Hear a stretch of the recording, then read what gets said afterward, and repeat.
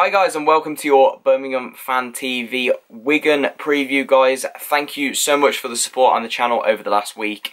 It's been fantastic. You have smashed the target. Can we hit that 600 by the end of this week, guys? That would be fantastic. We're only 9 off.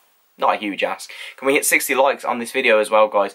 And don't forget, just before we get into it, to comment down below your thoughts ahead of this game. What's your team? What's your score prediction? And what you thought of last weekend's game. I'd be very interested to hear and to read all the comments down below in the comment section. Quickly, I want to apologise. Emily is not feeling very well this evening, so she won't be taking part in the preview.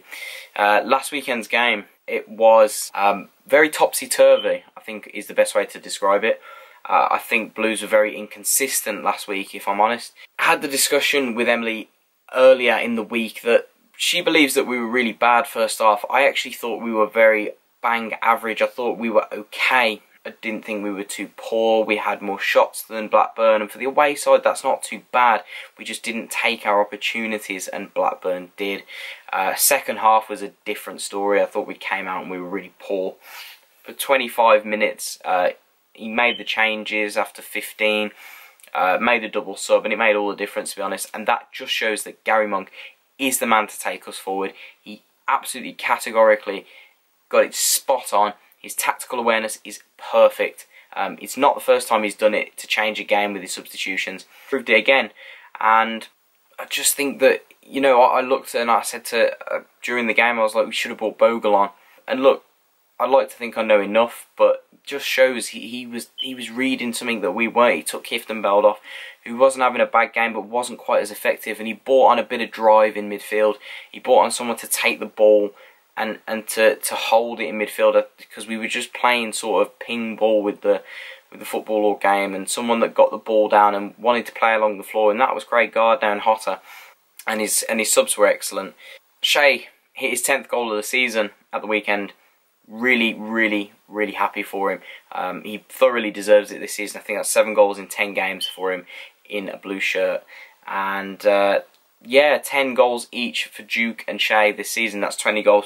I saw a statistic on Twitter earlier this week that said that they are the first Blues partnership up front to hit 10 goals each before Christmas since Bob Hatton and Trevor Francis, and that was in 1974. So that is some statistic. It really is.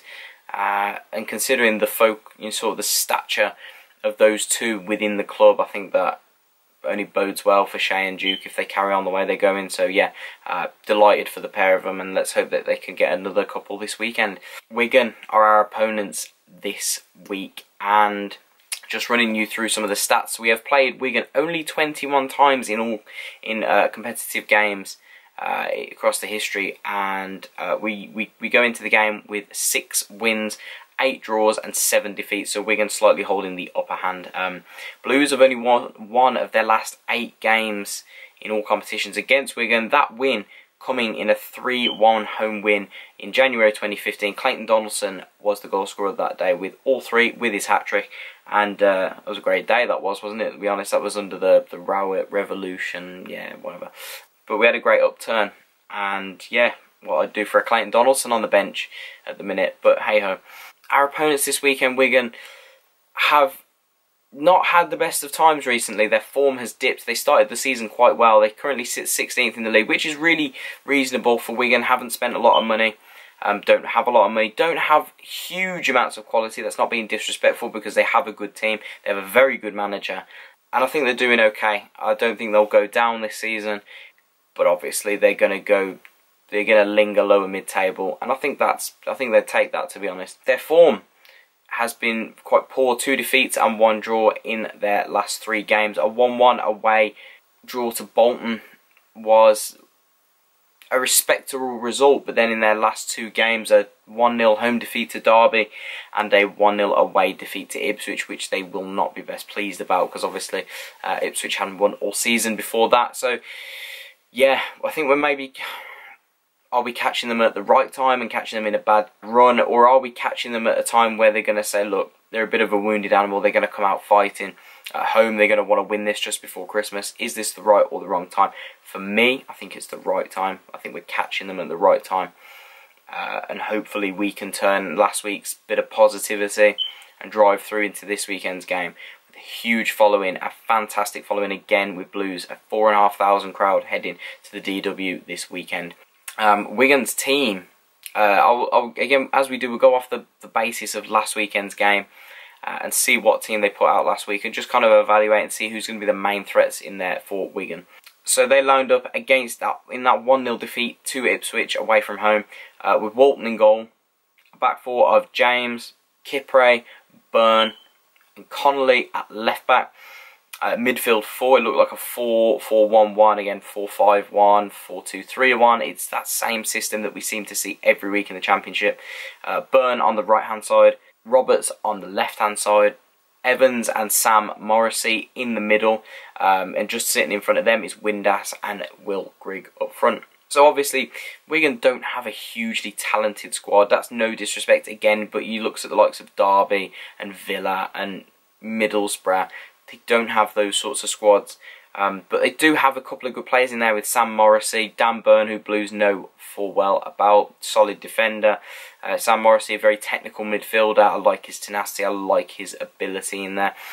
We all know about Will Grigg, just a proven goal scorer at this level. I think he's been hampered by injuries quite a bit this season, but obviously being a bit of a local lad could come back to bite us. Let's hope he doesn't this weekend. But I think what caught my eye the most about Wigan was actually the ability that they had to bring off the bench. Former Blue James Vaughan was on the bench last week for them. Callum McManaman and Joe Garner. A lot of good players there sitting on their bench, and I think they brought all three of those on actually last weekend. That shows that they have the depth that we kind of don't. We did it last weekend, but that's really good quality. So yeah, that might be something to look at. I expect Wigan to make changes after that defeat, but again, it means that they're going to have some players to bring on of good quality. Looking at Blues and going off Gary Monk's pre-match press conference that was out earlier today, as of recording this on Thursday, Michael Morrison is a possibility, but it's highly doubtful, and I personally don't believe he will be risked or should be risked. I wouldn't risk him personally with the heavy fixture schedule that we've got coming up, and with the loss of Mark Roberts as well. Good to see Isaac Lascelles back in full training, I guess is the word. He's not match fit for sure. He definitely won't be involved this weekend. However, it's good to see him in the drills and in the shooting drills this weekend. Jota looks fine. He should be involved in some way this weekend for Blues. And that leads me to the team. Obviously, we go with Camp in goal, Collan and Pedersen in the fullback positions, and then it's that choice of is Morrison fit or not. But regardless of if he's fit, I'd stick him on the bench if he was able to make it. Harley Dean and Wes Harding at the back. He got my man of the match at the weekend. I thought he was fantastic. His composure, his pace, his reading of the game, his positional play. I know he's played centre back for the under-23s, but he seamlessly just slotted in there. And honestly, he was fantastic. I really couldn't fault him for his performance of the weekend. So yeah, I have no issues with sticking Wes Harding back in there at centre back on Saturday. A midfield four of Magoma on the left-hand side, who I didn't think played very well at Blackburn. I thought he was average, but he was quite sloppy. Hoping for a little bit more from him this weekend. And then on the right-hand side, I would take Mahoney out. We have got a busy schedule. I will expect to see him back in at some point, but Jota made a huge amount of difference. You can see the quality he brings to the team. He drags, not just one but two in. He brings Collan in. Collan works so well with Jota on that right-hand side. They know each other. And then not just that, but it's his ability to find a pass. It's his ability to dribble, win fouls. So yeah, I would bring him in on that right-hand side. And then in the middle, I would go with the two Gardner brothers, if I'm honest. Gary and Craig. I think, Craig changed the game at the weekend, and Gary has been very consistent all season. With the busy schedule, Keith Bell again is going to be pivotal, and with Stoke coming up on Boxing Day, and then Brentford on the 29th, and West Ham and Sheffield Wednesday, he's going to be needed in a lot of those. And I think it's time that, I think Craig earned his spot this weekend. So we're going to need to try and get the game under wraps, and I think that his passing ability is better than Kifton Bell's. So bringing him in just gives us that little bit more composure in the middle. So definitely those two. And then Shea and Duke up front, I don't see that changing. That's not going to change, to be honest. With the 20 goals between them this season, every team is going to want to mark them out of the game. But guys, let's wrap this one up with a score prediction. And if you've watched Brummy Joe's vlog from the Blackburn game, go and watch it. If you haven't already, go and subscribe. I'm sure most of you are already anyway to Brummy Joe. You know that I called a 2-2 last week on his vlog, and you'll know obviously from previous that I call quite a few. So I'm going to stick my neck on the line as ever, and I'm confident of a win this weekend. I'm going to go with a 3-1 win for Blues. I think that the good support that we've got going up to Wigan, the poor form that they're in, and the ability that we have, you know, I'm a little bit confident. Look, I would take a draw now. If someone said to me, look, you can have a draw away at Wigan, I would take it, because every game is going to be tough in the Championship. However, I'm confident that if we can get it going, get an early goal, I can see us going on to win that game. So I'm going with the 3-1, 2 for Shea and 1 for Jota. Would do just nicely. But guys, if you have enjoyed this Wigan preview, please don't forget to leave a like, comment what your thoughts are ahead of the game, and subscribe if you haven't already, and hit the notification bell so you don't miss any of these latest videos, so you know when I upload. But guys, catch me at the Wigan game. Obviously I'm going down like every week. Come and say hello. I do not bite. Come and jump on the vlog. It'd be nice to get some opinions on there, get some pre-matches on there, and throw your suggestions out there, and come and say hello if you'd like, guys. But that is all from me. I hope you have a great rest of the week. Have a good Christmas, and keep right on.